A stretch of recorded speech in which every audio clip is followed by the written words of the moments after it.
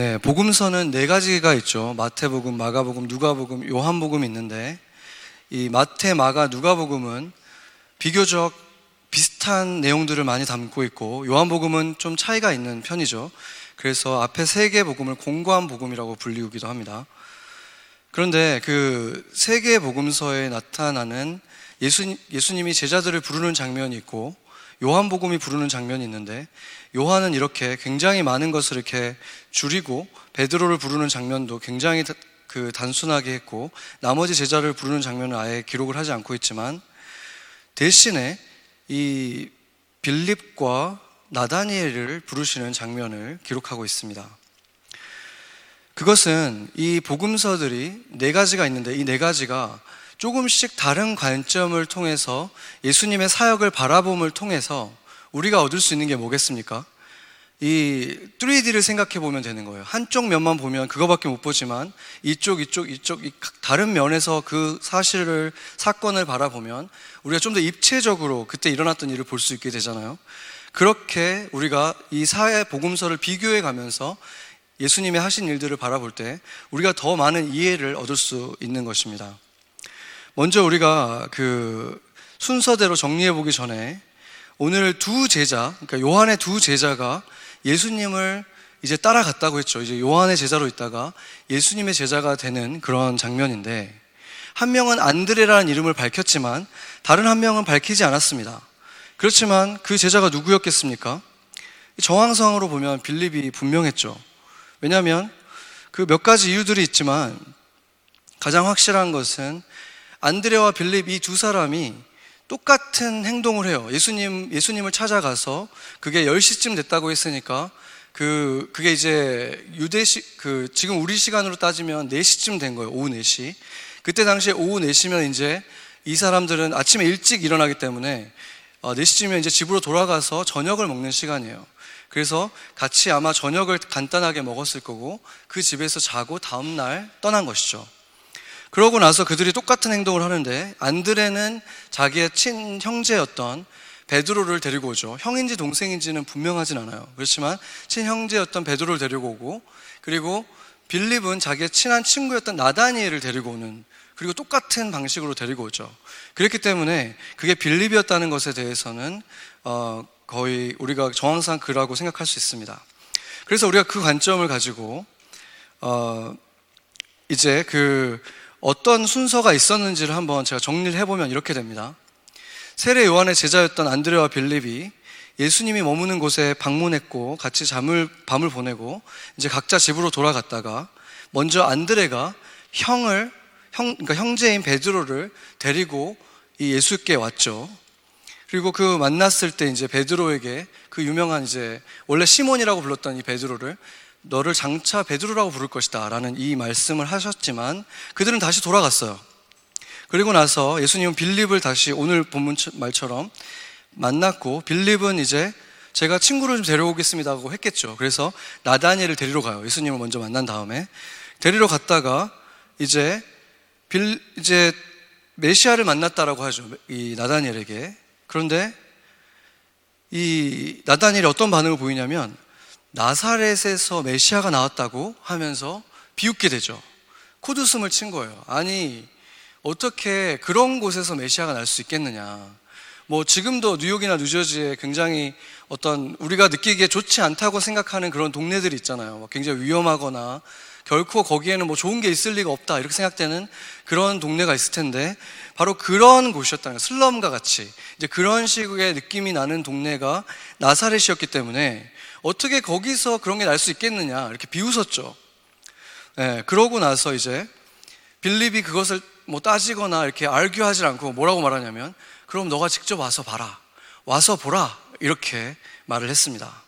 그리고 나다니엘은 예수님을 만났고 예수님과 잠깐 대화한 후에 당신이 메시아가 맞습니다, 하나님의 아들입니다 이렇게 인정하게 되죠. 그런 다음에 이제 예수님께서 다시 갈릴리 바다로 오시는 일이 있었는데 그것은 요한복음에는 기록되어 있지 않지만 이제 누가복음과 마태, 마가복음에 기록되어 있는데 가장 상세히 기록되어 있는 것이 누가복음입니다.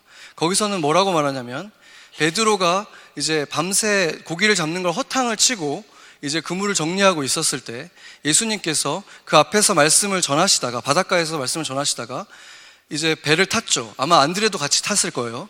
안드레와 베드로를 데리고 깊은 곳에 그물을 다시 던져봐라 이렇게 말했더니 베드로가 주님, 제가 밤새 던졌는데 한 마리도 못 잡았습니다.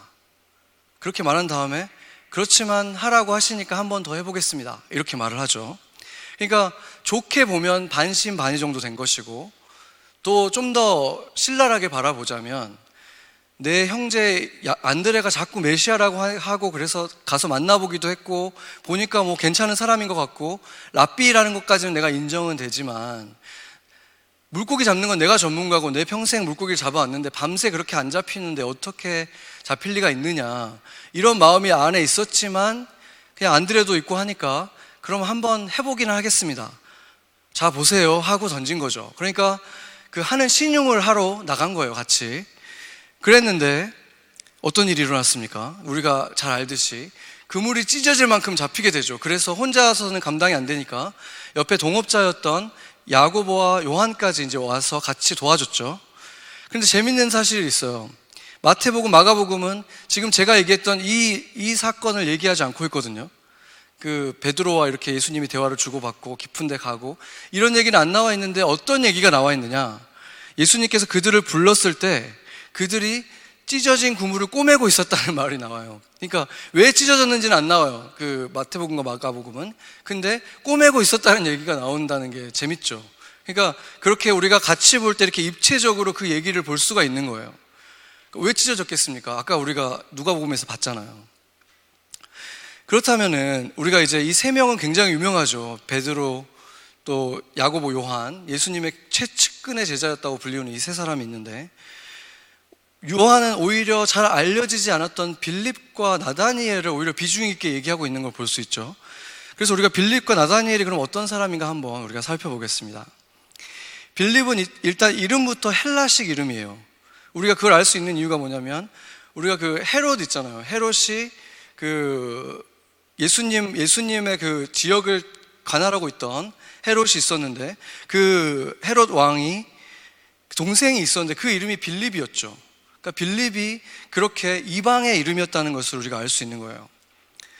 그럼에도 불구하고, 그렇다면 이 빌립이 완전히 이방 사람은 아니었거든요. 왜냐하면 그가 완전 이방 사람이었다면 어떻게 구약적인 인물인 세례 요한의 제자가 되었을 것이며 메시아에 대해서 어떻게 알았겠습니까? 알 수가 없죠. 그러니까 그 두 가지 사실을 우리가 보면 알 수 있는 게 뭐냐면, 이 빌립의 아버지가 아마 이방 사람이었을 가능성이 높아요. 왜냐하면 이름은 보통 아버지가 지어주기 때문에, 빌립이라는 이름을 지어준 건 아버지였지만 어머니는 유대인이었을 가능성이 높은 거죠. 지금도 유대인이 되는 방법이 두 가지가 있는데, 어머니가 유대인이면 바로 유대인으로 인정을 받고, 아버지가 유대인인데 만약에 어머니가 유대인이 아니면 어떻게 해야 되냐면 그 정결 의식을 다 통과해서 유대인으로 입교를 해야 돼요. 유대교로. 그래야지만 유대인으로 인정을 받아요. 엄마면 바로 자동으로 유대인으로 인정을 받고, 그러니까 그게 유대계의 전통이었기 때문에 아마도 이 빌립은 그 헬라식 이름을 가지고 있었고, 아버지는 헬라 사람이었기 때문에 헬라식 문화도 어느 정도 영향을 받았지만 이 사람이 유대인으로 자라왔다는 것을 알 수 있죠. 그래서 그 사실을 통해서 우리가 알 수 있는 한 가지가 뭐냐면, 이 아이가 그러니까 이제 혼혈이잖아요. 혼혈이기 때문에 지금도 어떤 전통적인 어떤 그런 지역에서는 혼혈에 대해서 굉장히 좀 차별하는 그런 시선들이 있잖아요. 한국도 뭐 많이 좋아지긴 했지만 여전히 좀 다르게 바라보는 시선들이 있고, 그러니까 이 사람이 지금 이 시대가 그런데 완전히 그 유대인이 통치하는 시대가 아니라 당연히 로마가 통치하고 있었고 헬라식 문화가 많이 들어와 있었고 이방인이 통치하는 시대이기 때문에 유대인으로서 뭐 차별을 많이 받았을 리 없다라고 생각할 수도 있지만, 그가 그냥 이방인으로 생각했으면 그랬겠지만, 문제는 이 사람은 유대인으로 크고 싶었고 유대인 속에 속하고 싶었던 사람인 거예요. 그러니까 세례 요한에게 가가지고 제자가 돼가지고 거기서 같이 있었잖아요. 그 광야에서 그 정도로 열심히 있었던 사람인 걸 보면, 그 사람은 유대인으로 살고 싶었던 사람이고 거기에 속하고 싶었기 때문에, 그 사실로 보면 그 사람은 분명히 차별을 당할 수 있었던 위치에 있었다는 걸 알 수 있죠. 왜냐하면 유대인들이 그때 당시에 사마리아 사람들을 거의 인간 취급을 안 하고 그냥 개라고 하고 그랬잖아요. 근데 그 이유가 뭐냐면, 그 사람들이 그냥 완전 이방인이 아니라 이방인과 유대인이 섞인 사람들이었어요. 사마리아 사람들이. 그래서 더 싫어했던 거예요. 잡종이라고 해서. 그렇기 때문에 이 지금 빌립이 그런 문화 속에서 있었기 때문에 대놓고든 뒤에서 수군거리든 그러한 고통과 차별을 당했다는 것을 우리가 충분히 유추할 수 있다는 것이죠. 그리고 요한복음 12장 20절을 보면은 20절, 21절을 보면은 이 명절에 예배하러 올라온 사람들, 제사 드리러 올라온 사람들이 있었는데 그 중에 헬라인들이 몇 명 있었다 그래요. 그러니까 아마도 지금 이 빌립처럼 이렇게 섞여 있는 사람이었을 수도 있고 아니면 나중에 유대교를 믿게 돼서 이렇게 들어온 사람일 수 있겠죠. 근데 그 사람들이 오다가 누구한테 말을 거냐면 예수를 만나고 싶다는 말을 하는데 빌립에게 찾아가서 말을 한다는 거죠. 여기에서 우리가 힌트를 얻을 수 있는 게 이 헬라인들이 빌립이 아마도 헬라 말을 잘했기 때문에 갔을 수도 있고 외모상으로 봤을 때도 다른 유대인들과 좀 차이가 있었기 때문에 갔을 가능성이 있다는 것입니다. 그래서 또 한 가지는 뭐냐면 이 나다니엘을 만났을 때 이 빌립이 데리고 온 이제 친구잖아요. 빌립이 나다니엘을 이렇게 데리고 왔는데 보자마자 예수님이 뭐라 그러냐면 이 사람은 참으로 이스라엘 사람이구나 이렇게 말씀을 하셨어요. 그러니까 어떻게 보면 빌립은 참 이스라엘 사람은 아니잖아요. 섞여 있잖아요. 근데 이 사람은 둘이 친한 친구라서 데리고 왔는데 보니까 완전 정통 이스라엘 사람인 거예요. 이 사람은 외모부터가. 그렇기 때문에 그런 여러 가지 정황상 이 사람이 헬라 문화를 가지고 있는 사람이라는 것을 알 수 있고 또 한 가지는 뭐냐면 고린도전서 1장 22절을 보면은 유대인은 표적을 구하고 헬라인은 지혜를 찾으나 그러니까 이게 이제 스테레오 타입이라는 거예요. 이게 바울이 쓴 말인데 유대인들은 보통 그런 기적들을 막 보고 싶어 했어요. 근데 헬라인들은 지혜로운 말을 듣기를 배우기를 원했어요. 그랬는데 예수님께서 그 오병이라고 하는 그러니까 그 물고기 2마리와 떡 조각 5조각을 가지고 5천여 명의 어른을 먹이신 그 사건에서 예수님께서 빌립에게 그것을 시험하시거든요. 이 사람들을 먹이려면 얼마나 있어야 되겠니? 그러니까 빌립이 바로 계산해내죠. 이 정도가 있어도 모자랄 것 같습니다, 주님. 이렇게 얘기하는 거예요. 근데 그 말을 한 이유가 빌립을 시험하기 위해서라고 얘기했어요. 그 말은 빌립을 챌린지하고 싶다는 거예요. 빌립은 그러면은 어떤 쪽에 속해 있던 사람이라는 것입니까? 물론 자신이 유대교에 속해하고 싶어 했고 메시아를 기다리고는 있었지만 여전히 헬라적인 사고가 다른 제자들에 비하면 많이 있었기 때문에 기적에 대해서는 큰 관심이 없었고 예수님에게 많은 지혜를 배우고 싶었던 사람이기 때문에 그 엄청난 기적, 그 작은 도시락 하나로 5천 명이 넘게 먹는 것을 보이기 직전에 이 제자를 시험하신 것이죠. 그것이 바로 빌립이었다라고 우리가 보면 됩니다. 그리고 이제 나다니엘을 우리가 보겠는데 12제자의 이름이 등장하고 있는 그 복음서들이 있잖아요. 복음서들이 있고 또 그 12제자가 이름이 나열되고 있는 사도행전의 말씀도 있는데 거기에 나다니엘이라는 이름이 있나요? 나다니엘이라는 이름이 없죠. 12제자가 나열될 때 나다니엘이 없어요. 그러면 이 사람은 12제자 중에 속하지 않았나? 그렇지 않고 이 나다니엘에게는 다른 이름이 또 하나 있습니다. 바돌로메라고 하는 이름이 있어요. 바돌로메라는 게 아라믹식으로 어떤 뜻이냐면 바가 son of예요. 그러니까 son of 돌로메, 그러니까 돌로메의 아들이다. 그러니까 영어식으로 따지면은 뭐 이렇게 last name이 누구의 아들이라 이런 뜻이잖아요. 누구 집안의 아들이다 이런 뜻이잖아요. 그러니까 family name이 바돌로메였고 이 사람의 자기의 그냥 first name은 나다니엘이었다라고 학자들이 다 동의를 하는데 그 이유가 뭐냐면 그 12명의 제자들의 이름이 나열될 때 항상 빌립과 바돌로메 이렇게 돼 있어요. 거의. 그러니까 빌립의 친구 나다니엘이잖아요. 그렇기 때문에 그 바돌로메는 또 다른 데 등장하고 있지 않고 그렇기 때문에 이 바돌로메가 나다니엘이라는 것에 대해서는 학자들이 다 동의하고 있는 사실입니다. 이 나다니엘의 특징이 뭡니까?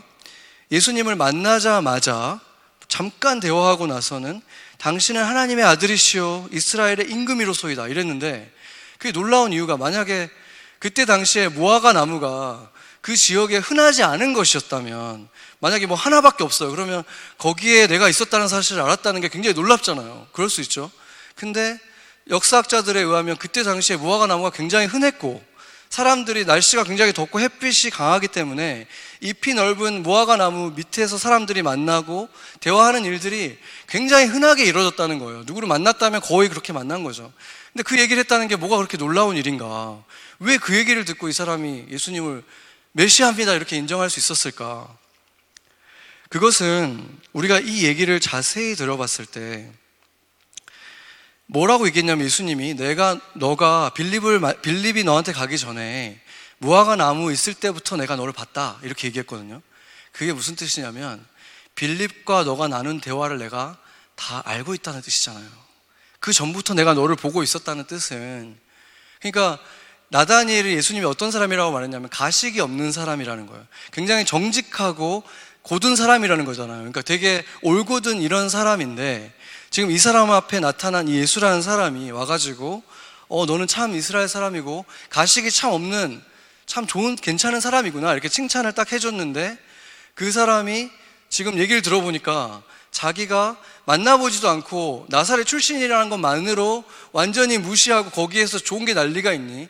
메시아는커녕 거기에 뭐가 좋은 게 나겠냐라고 말했던 거를 다 들으셨다는 것을 알게 된 거죠. 얼마나 그게 낯이 뜨거워지겠습니까 지금 나다니엘이. 근데 그럼에도 불구하고 예수님이 그것을 조금도 꾸짖지 않았죠. 정죄하지 않았죠. 오히려 그냥 칭찬을 하셨잖아요. 너는 참 가식이 없는 그런 사람이다. 그 얼마나 좋은 칭찬입니까? 그러니까 그 말을 듣고 나서 나다니엘이, 이 사람이 꽤 괜찮은 사람이기 때문에 즉시 회개한 거죠. 아, 내가 그렇게 막 그냥 함부로 편견을 가지고 말을 했는데도 불구하고 나를 받아주시는 이 분은 보니까 내가 지금까지 만났던 바리새인들이나 이런 종교 지도자들과는 차원이 다른 분이구나. 너무 다른 분이구나. 이분이 정말 내가 기다려왔던 메시아가 맞구나. 이렇게 생각하게 된 것이죠. 그래서 그가 랍비여, 당신은 하나님의 아들이시요 당신은 이스라엘의 임금이로소이다. 이렇게 회개하면서 그분을 완전히 인정하게 된 것입니다. 이제 그래서 우리가 그러면 이제 예수님을 최초로 만난 제자들이 누군가를 우리가 이제 알게 되죠. 누구였습니까? 최초로 만난 제자들. 처음에 빌립과 안드레가 있었죠. 이 두 사람은 아무런 기적을 보기 전에 그냥 세례 요한의 증언만 듣고 자기가 직접 잠깐 대화를 한 다음에 바로 믿게 됐어요. 그렇죠? 그러니까 그런 굉장히 훌륭한 사람들이죠. 그런 다음에 베드로가 예수님을 만났어요. 세 번째로 만났는데 아까 말했듯이 바로 안 믿었죠. 베드로는 바로 안 믿었다는 증거가 뭐냐면, 물고기를 잡고 나서 베드로가 한 게 뭐죠? 바로 엎드려졌잖아요. 저는 죄인입니다. 저를 떠나주십시오. 왜냐하면 자기가 안 믿고 했던 것을 예수님이 다 알고 있다는 사실을 알자마자 너무 부끄러워서 똑같이 엎드려진 거예요. 그렇기 때문에 예수님, 아까 안드레가 데리고 와서 예수님을 만났을 때는 훌륭한 랍비다라고까지는 생각은 했겠지만 아직 메시아로 믿고 있지는 않았던 거예요. 그러면 그 다음으로 믿은 사람이 누굽니까? 나다니엘이죠. 그렇기 때문에 예수님을 최초로 믿은 3인방은 안드레, 빌립, 나다니엘, 이 세 사람이었어요. 그 이 세 사람의 특징은 뭐냐면 기적을 하나도 보지 않은 채로 바로 메시아, 하나님의 아들, 이스라엘의 임금이라고 인정한 사람들이라는 거예요. 그렇죠? 그리고 나서 그 다음에 믿은 사람들이 누굽니까? 엄청난 양의 물고기를 잡는 걸 본 사람들, 베드로, 야고보, 요한. 이 세 사람은 그냥 따른 게 아니라 자기 평생에 구경도 해본 적 없는 만큼의 정말 대박이 난 거죠. 그렇죠?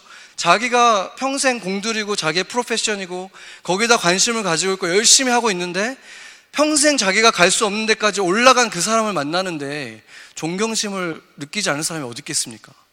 자기가 그것도 밤새도록 노력해도 아무것도 못 얻었는데 그분이 오자마자 말 한마디로 이 엄청난 일이 일어나는 것을 봤을 때 이 사람이 어떤 생각이 들었겠습니까? 이분이 바로 우리가 따라가야 될 사람이다 이렇게 느끼지 않았겠습니까? 그때 예수님께서 이제 마가복음 1장 17절에 이렇게 말씀하시죠. 같이 한번 읽어볼까요? 예수께서 이르시되 나를 따라오라 내가 너희로 사람을 낚는 어부가 되게 하리라 하시니라. 아멘. 그러니까 이게 무슨 말인지 그때 다 분명하게 알지는 못해도 이분을 따라가면 당연히 엄청난 일이 일어날 거라는 거 알았기 때문에 그걸 눈으로 봤잖아요. 지금 자기들이. 그랬기 때문에 그걸 다 내려놓고 당연히 따를 수 있었던 거죠. 이 사람들이. 그렇다면은 지금 이 세 사람이 누굽니까? 베드로, 요한, 야고보는 우리가 흔히들 예수님의 측근, 이너서클 멤버들이잖아요. 왜 이너서클이냐면 이 사람들만 데리고 다니셨던 곳들이 있어요. 예를 들면 지난주에 우리가 봤던 것처럼 예수님이 그 인자의 모습이 아니라 정말 하나님의 모습으로 변화되었던 순간이 있죠. 영광스러운 모습으로 변화되었을 때 3명의 제자만 따라갔는데 그때 베드로, 야고보, 요한이었고, 그 다음에 야이로라고 하는 회당장의 딸이 죽었다가 예수님께서 살리셨죠. 예수님이 부르시고 딱 일어나는데 그때 있었던 3명의 제자들도 베드로, 야고보, 요한, 다른 제자들은 따라오지 못했고, 마지막에 예수님께서 겟세마네에서 정말 땀이 피가 되도록 기도하실 때 같이 데려가서 너희들도 여기서 같이 좀 기도 좀 하자, 근처에 두셨던 3명도 동일한 사람이었습니다. 그렇기 때문에 사람들이 대부분 예수님의 페이보릿, 예수님의 측근들이라고 그들을 많이 생각하죠. 그런데 이들을 보면은 이들은 분명히 예수님이 하신 놀라운 일을 보고 쫓았던 사람들이잖아요. 그렇죠? 다른 사람들은 아니었고. 그랬을 때 과연 그러면 누가 믿음이 더 좋았던 것인가? 너무 확연하게 일단 드러나죠, 우리에게. 그리고 이 이후에 지금 이 사람들이 6명이고 나머지 6명 있잖아요. 그럼 나머지 6명은 누구인가? 마태에 대해서는 어떻게 부르셨는지 간단하게 나오긴 하는데 나머지 5명은 예수님이 그냥 따르던 사람 중에서 골라요. 그러니까 이게 어떤 의미냐면 마태를 부를 때부터는 사실은 예수님의 유명세가 이미 시작됐어요. 그래서 예수님을 쫓고 있는 사람들이 있고 마태가 쫓고 있지는 않았지만 마태도 이미 마음속으로 예수님에 대해서 알고 있었던 상태이기 때문에 이 6명과 이 6명이 약간의 차이가 있죠. 이미 유명해진 다음에 따랐다는 것 때문에.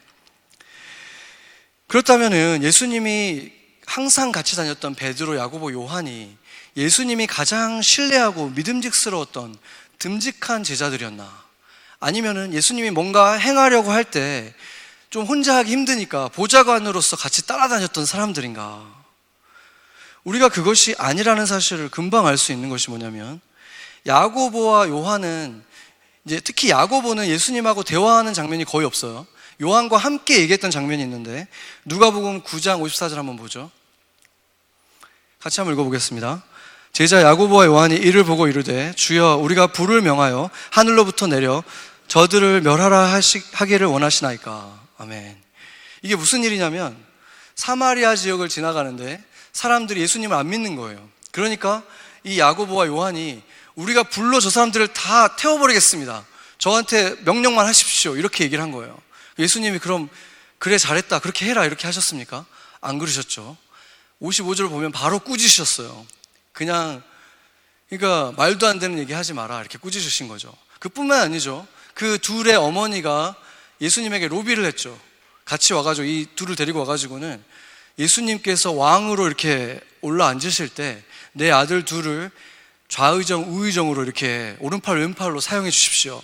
이렇게 했다가 너희가 내 잔을 마실 수 있겠느냐 이러면서 그 황당한 얘기를 했다가 또 꾸짖음을 당했죠. 그러면서 그들이 갖게 된 그 별명이 뭡니까? 우레의 아들들이다. 이 성격이 불같다 이렇게 말하는 거죠. 성격이 불같은 사람이 이 둘만 있었던 게 아니죠. 한 명 더 있잖아요. 베드로가 있었죠. 물론 베드로는 주는 그리스도시요 살아계신 하나님의 아들입니다 이런 엄청난 멋진 고백을 했지만 그 말한 지 얼마 되지 않아서 무슨 소리 들었죠? 사탄아 물러가라. 아니 진짜 어떤 제자도 듣지 않았던 엄청난 그 호통을 들은 인물이 또 이 베드로였잖아요. 그것뿐만이 아니죠. 그날 밤에 예수님을 이제 제자들이 팔고 그렇게 다 도망갈 때 자기는 절대 안 도망간다 그랬잖아요. 나는 끝까지 죽음까지 예수님과 함께 할 것입니다 이래놓고 어떻게 했습니까? 그 날이 새기도 전에 그 말을 한 지 얼마 되지도 않아서 3번이나 말을 바꾸잖아요. 나 저 사람 모르는데요 이렇게 얘기하잖아요. 저 사람 몰라요. 심지어 맹세까지 하죠.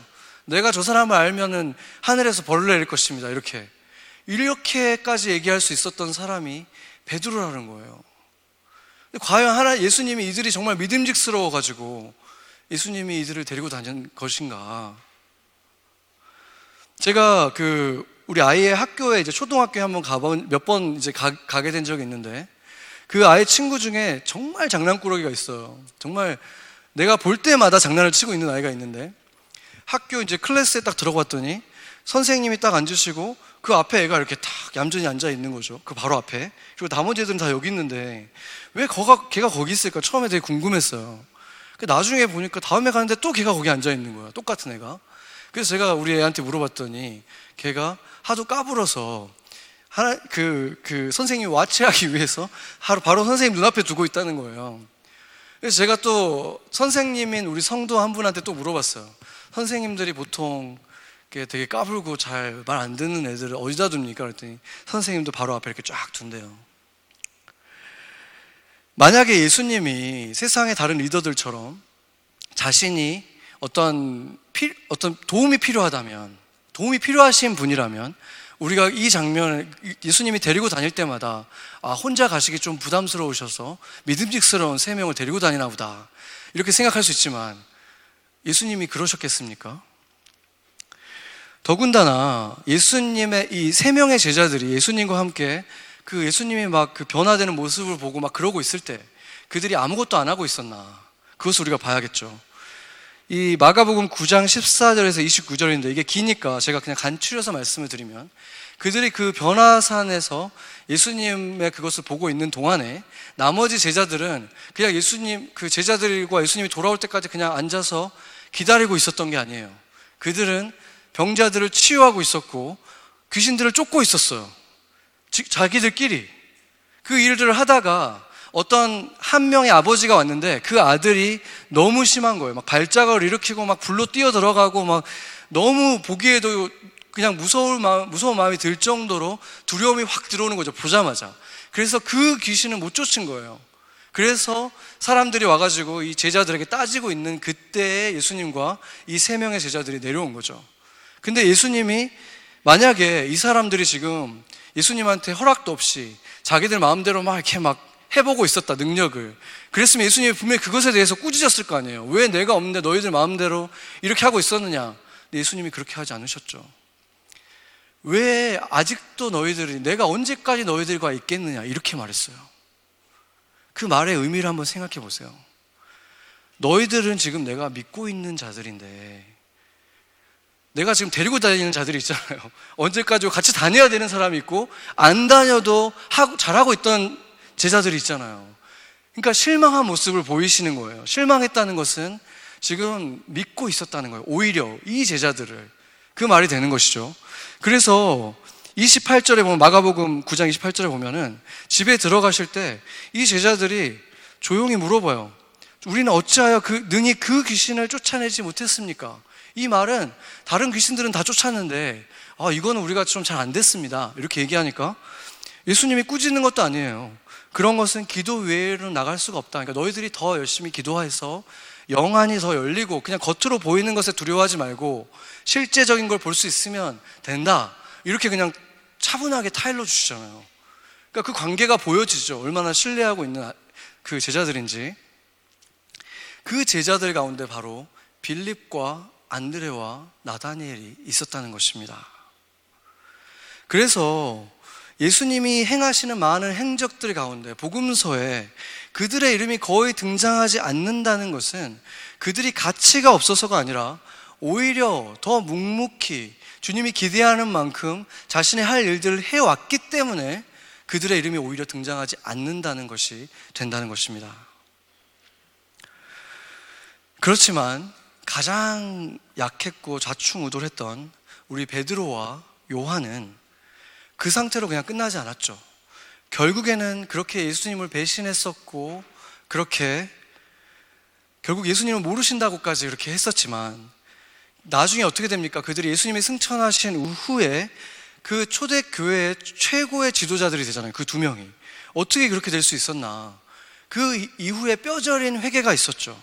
우리가 잘 아는 요한복음 21장에 예수님과의 다시 만남 속에서 3번이나 자신이 예수님을 사랑한다고 고백하는 그 고백의 일을 예수님께서 허락해 주셨고 내 양을 먹여라, 내 양을 쳐라 이런 예수님의 말씀을 듣게 됐죠. 회복이 있었고 요한은 또 나이가 어렸기 때문에 십자가 사건에 유일하게 들어갈 수 있었던 제자였는데 그때 예수님이 뭐라고 그러냐면 마리아를 내 어머니라고 생각하고 모셔라. 그게 무슨 말입니까? 내가 너를 믿는다. 너가 어리고 나의 가장 어린 지체지만 내가 너를 내 어머니를 맡길 정도로 너를 믿는다. 이제 너희가 준비가 됐다. 이렇게 해주신 거예요. 떠나시기 직전에. 그리고 돌아오셨을 때. 그러니까 승천하시기 전에 그들은 이제 다시 주님으로부터 인정을 받은 거예요. 가장 약했던 제자들이. 그러고 나서 이제 그들이 가장 영향력 있는 인물로 거듭나게 된 것이죠. 그들이. 저는 이제 제 개인적인 얘기를 잠깐 드리자면은, 예수님을 처음 믿었을 때 저는 스스로 바울 같다고 좀 생각을 했었어요. 착각을 좀 했었죠. 누구보다도 마음에 열정이 굉장히 많이 있는 것 같고, 성경 읽는 것도 좋아하고, 막 성경 공부도 막 엑스트라로 하고 막 이러니까 전도도 열심히 하고 막, 그래서 나는 전도자야 이렇게 생각을 하면서 그랬는데, 어느 날 이렇게 예배를 드리고 있는데 그날도 목사님이 베드로에 대해서 좀 말씀을 잠깐 하셨어요. 근데 갑자기 그때 성령의 음성이 들리는 거죠. 너는 베드로다. 근데 그게 정말 너무 심플한 거예요. 근데 이게 한 번도 생각을 안 해봤어요. 그때까지는 나를 대입을 시켜본 적이 없어요. 근데 진짜 그걸 딱 듣는 순간 진짜 이게 말이 되더라고요. 아, 내가 정말 베드로처럼 예수님 곁에 딱 붙어 있어야지 사고 안 치는 사람이구나. 이제 그런 것이 굉장히 단순하고 명쾌하게 저에게 이렇게 다가왔는데, 그것이 제가 이제 신학교를 나중에 이제 가게 되는 그 계기 중에 하나예요. 그게 이제 첫 번째 어떤 사인 같은 거였는데, 이제 한참이 지나서 제가 신학교에 가게 결심을 내린 것은 언제였냐면, 모세에 대해서 묵상을 하고 있을 때였어요. 모세가 가장 멋지고 모든 것을 갖췄을 그때가 아니라 가장 초라하고 진짜 사막의 먼지 같은 그럴 때 하나님이 이제 준비가 됐다 하면서 모세를 부르시잖아요. 그 전에 제 소원이 뭐였냐면, 저는 예수님을 믿고 나서 마음에 이렇게 가슴에 불이 있었는데, 저는 제 꿈이 그거였어요. 평신도로서 교회를 정말 잘 섬기고, 정말 이렇게 재정적으로 잘 섬기고, 몸으로도 섬기고, 리더로 섬기고, 이렇게 잘 섬기고 간사가 되는 게 제 소원이었죠. 그리고 단기 선교를 다니면서 또 열심히 다니고, 단기 선교는 국내 한번 해외 한번 꼭 가야 되고, 또 잘 꾸려진 가정에서도 가정 예배도 드리고, 또 정말 영적인 리더로서 아내에게 또 아이들에게 성경도 가르쳐주고, 이런 정말 좋은 아빠, 좋은 남편이 다 되고 싶었거든요. 그게 제 소원이었어요, 정말. 그러기 위해서 그러면 제가 해야 되는 일은 뭐냐면, 이제 직장을 구하는 것인데, 제가 한국에 있을 때 한 8년에서 9년 사회생활을 했는데 정말 많은 일을 해봤거든요. 디자이너로서도 일을 해봤고, 직장생활 해봤고, 사업도 해봤고, 리테일 스토어에서도 일해봤고, 여러 가지 일을 해봤고, 한 번도 쉰 적도 없었고, 그러니까 일을 하는 거에 대해서 두려움이 없고, 안 해봤던 일을 새롭게 하는 거에 대해서 특별히 두려움은 없었어요. 그리고 내가 여기서 일을 구하지 못할 거라고 생각한 적도 없고, 또 여기서 제가 학교도 또 다니고 했기 때문에 저는 뭐 여기서 직장을 구하지 못할 거에 대한 두려움은 전혀 없었는데, 이상하게도 내면에 엄청난 무게가 있는 거예요. 이상하게 내가 그 꿈을 이루기 위해서는 당연히 그 걸음을, 직장을 구하는 것부터 시작해야 되는데 그 걸음이 떨어지질 않는 거예요. 너무 무겁고 정말 한 걸음도 나가지 못하는 것을 경험했습니다. 그때 당시에 이제 거의 40이 다 돼가는 그 남자가, 그때 당시 이제 첫째 아이가 갓난 아기였는데 너무 사랑스럽고 예쁘고 그냥 그 아이를 돌보고 하는 것은 너무나 기뻤지만 동시에 마음이 굉장히 힘들기도 했어요. 우울한 마음이 계속 올라올 때마다 그냥 아이가 왜 우는지도 모르겠고 어떻게 돌봐야 될지 모르겠고, 이럴 때 내가 하나님 앞에 진짜 부르짖었어요. 대체 제가 뭘 하기 원하십니까? 한두 번이 아니었어요. 정말 진짜로 리얼리 울면서 제가 기도한 게, 그냥 남들처럼 나가서 직장에 다니고 교회도 열심히 섬기고 월급날 되면 가족들에게 맛있는 거 사주고 부모님들 용돈도 좀 드리고 여행도 보내드리고, 그게 뭐 대단한 꿈인가? 나는 그걸 원하는데, 저는 자립심이 워낙 강했어서 한국에서 보통 고등학교 때 나가서 막 아르바이트 하는 경우가 많지는 않잖아요. 근데 고등학교 때부터 막 레스토랑에서 일하기도 했고, 대학 졸업하기 전부터 프리랜서도 하고 직장에 취업하기도 하고, 저는 그렇게 재정적으로 정말 일찍 독립했었고 독립심이 굉장히 강했거든요. 자립심이. 근데 그런 내가 이 나이가 돼가지고 40이 다 되고 지금 처자식까지 있는데 70이 다 돼가는 부모님한테 다시 기대야 되고 손을 벌려야 된다는 그것이 얼마나 비참한지 너무나 고통스러웠어요. 그럼에도 불구하고 그렇게 비참하고 고통스럽고 아내에게 기대어 살고 부모님에게 기대어 사는 이것이 그렇게 고통스러우면 뭔가 걸음을 옮겨야 되잖아요. 그걸 시작해야 되는데 그거는 또 되질 않는 거예요. 그렇게 고통스러운데. 그때 이제 오래전에 접었던 그 신학교에 가는 거에 대해서 기도하기 시작했죠. 근데 처음에는 그것도 내가 목회자가 되겠다라고까지 결심하는 데는 더 시간이 걸렸어요. 처음에는 그냥 내가 그림 그리는 걸로 내가 하겠지만 그래도 예수님을 좀 더 알고 신학적으로 좀 더 이 파운데이션 있는 상태에 그림 그리면 좋겠지, 그걸 생각하면서 저는 가겠습니다, 이런 마음이 더 컸죠, 제 안에. 이제 그 후에 결국에는 주님이 그것까지도 깨트리셨죠. 그러면서 이제 제가 신학교에 들어가게 되면서 두 가지 좀 우려되는 것이 있었습니다. 첫 번째는 신학교에 대해서 나쁜 평판들이 있었죠. 신학교 가서 신앙을 잃어버린 사람들이 너무 많다는 얘기를 들었기 때문에 그런 게 있었고, 두 번째가 더 심각했는데 저의 자격에 대해서 걱정했어요. 저는 거의 30년간 교회도 거의 가본 적 없고 성경은 전혀 읽어본 적도 없었고 그냥 세상 사람으로 완전 본능에 충실하게 살았는데 그 세월 동안에 너무 많은 사람들에게 상처를 주었고 받았고 또 정말 그 거룩하지 못한 모습으로 살아갔던 나 같은 사람이 그 목회자가 되는 그런 신학교에 간다는 거, 내가 거기에 들어간다는 게 정말 말이 되는 것인가, 옳지 않다라는 생각이 저를 계속 이게 또 공격을 하는 것이죠. 특히나 그때는 제 자존감이 가장 낮아져 있었어요. 매일 말도 못하는 아이와 신경전을 벌이고 매일 전쟁을 치르고 있잖아요. 그 전에는 그래도 내가 성경 공부도 가르치고 막 외국 애들 전도도 하고 막 이러면서 내가 꽤 괜찮은 리더다, 내가 괜찮은 영적인 사람이다, 이렇게 생각했는데 애 때문에 막 성질 부리고 막 인내심 없는 유치한 내 모습을 보면서 정말 바닥까지 내려가 있는 거예요. 나는 영적이지도 않고 이렇게 어리석고 어리고 유치하고 이런 내가 신학교에 간다는 거, 이게 옳은 일인가에 대해 고민에 빠져 있었던 것입니다. 근데 그때 주님께서 묵상하게 하신 사람이 바로 모세였습니다. 하나님은 모세가 가장 고독하고 초라한 모습일 때 그때 그를 부렀다는 거예요.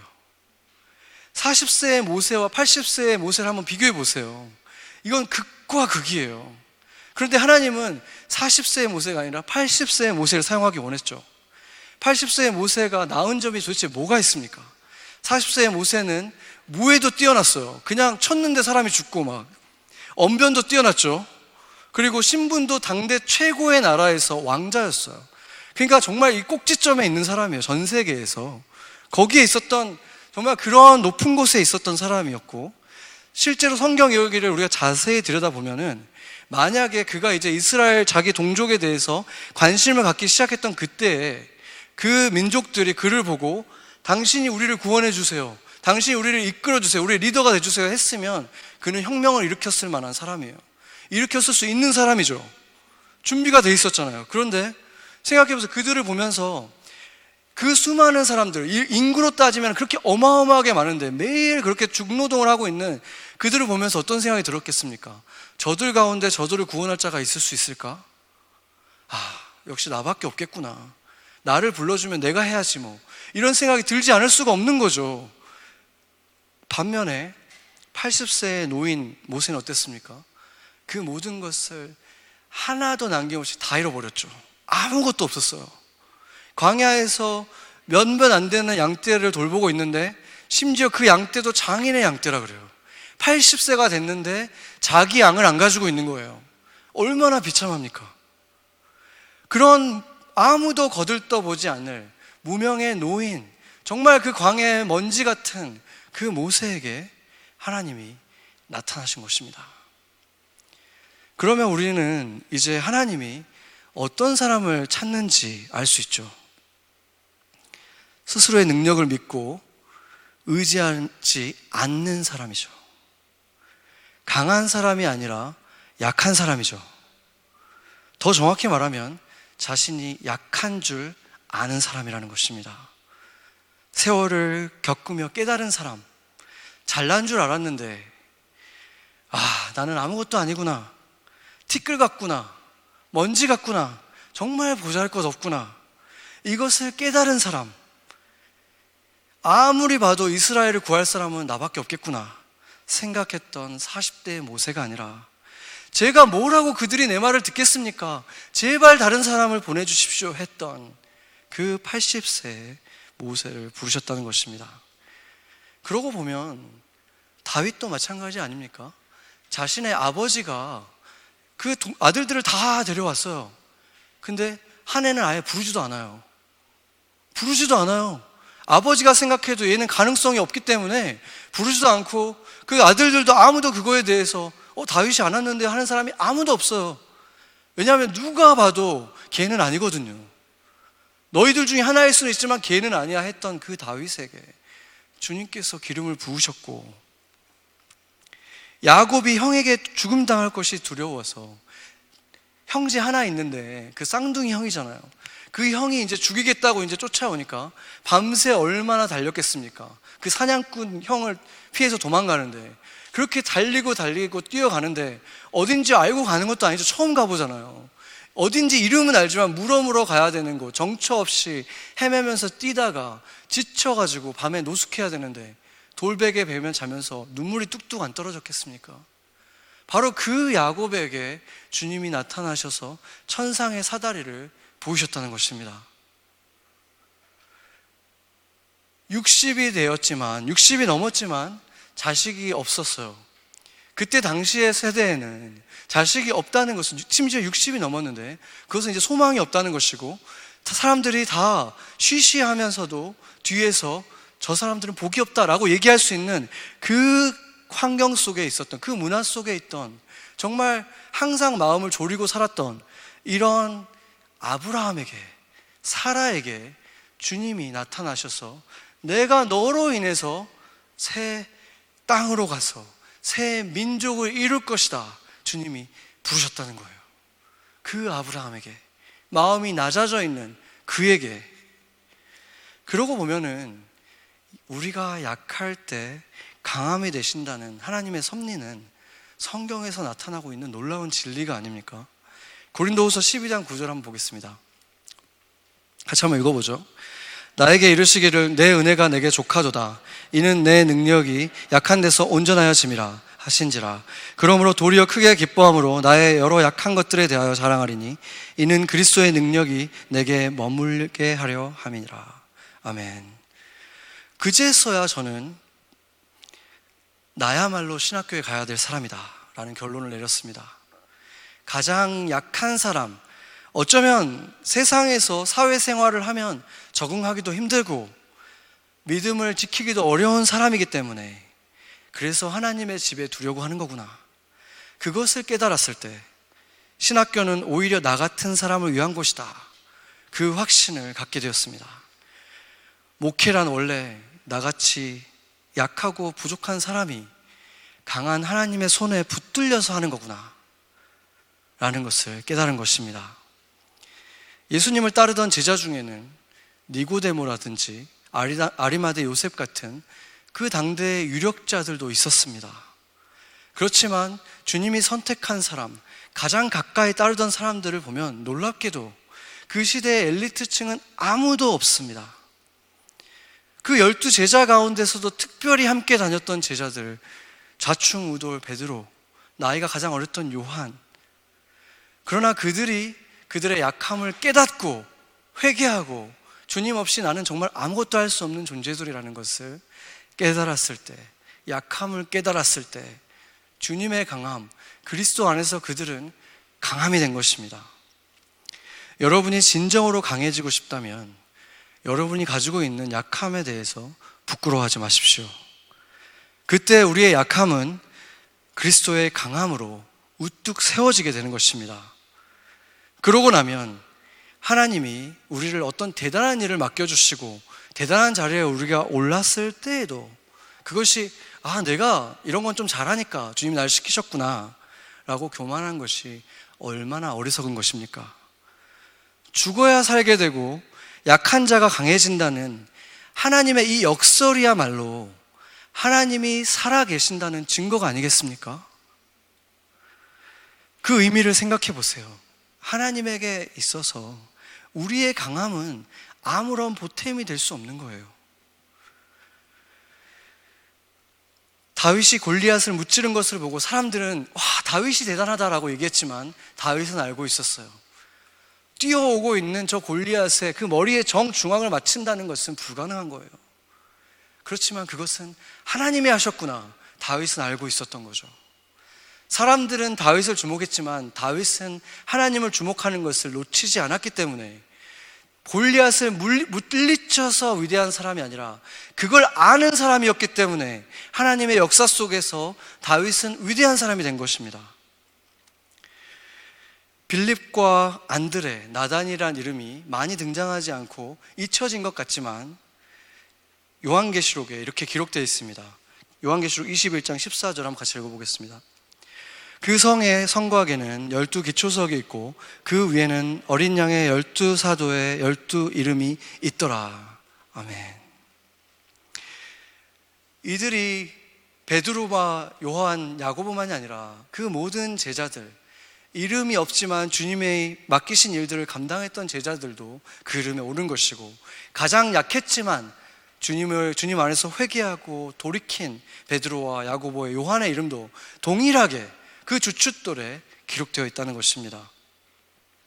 이렇게 주님 안에서는 약함을 알고 그것을 인정할 수 있는 사람들은 하나님의 손에 쥐어지면 누구도 그들을 이길 수 없는 사람들이 되는 것입니다.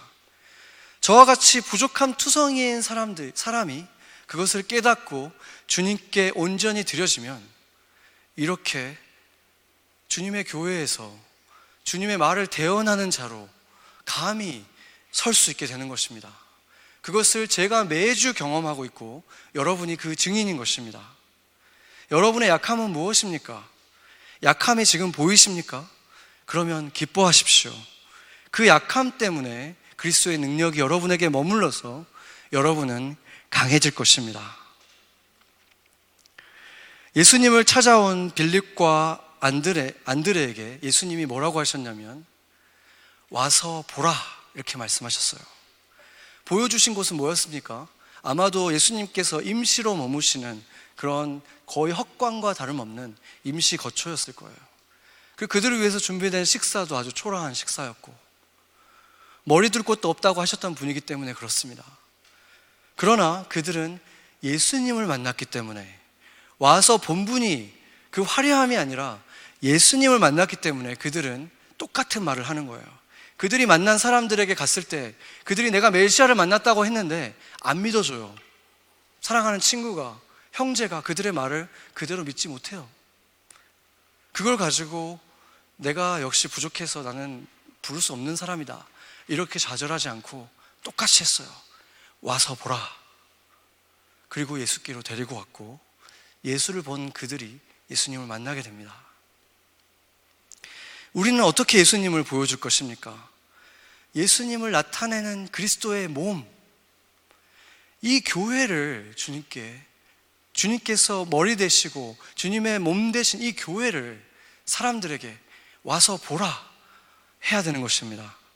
지난주에 우리 교회를 방문하신 한 성도의 어머님과 잠깐 대화를 했는데 이런 말씀을 해주셨어요.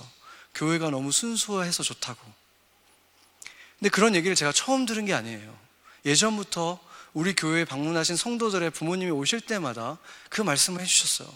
이 교회가 순수해서 좋다. 그 순수하다는 말은 뭐 어떤 면으로 보면 너무 가진 게 없고 뭐 갖춰진 게 없고 성가대도 없고 뭐 그러잖아요. 건물도 없고 뭐 주차장도 없고 다 없는데 순수하다는 말의 또 다른 뜻은 뭐냐면 교회가 교회 같다 라는 말이 아니겠습니까? 교회가 순수하다는 것은 교회가 교회로서 교회의 모습으로 서 있다는 말이 아니겠습니까? 저는 그것보다 큰 칭찬이 없는 것 같아요. 우리들 한 사람 한 사람, 완벽한 사람은 아무도 없지만 우리들이 함께 있을 때 이곳에서 만들어지는 다이내믹과 하모니 속에서 교회가 되고 사람들이 그 교회를 보는데 이 교회가 교회 같다라고 말하고 있는 것입니다. 그래서 저는 감히 주님께서는 이 교회를 사람들에게 와서 보라 라고 말씀하고 싶은 그런 교회라고 믿습니다. 같이 기도하시겠습니다.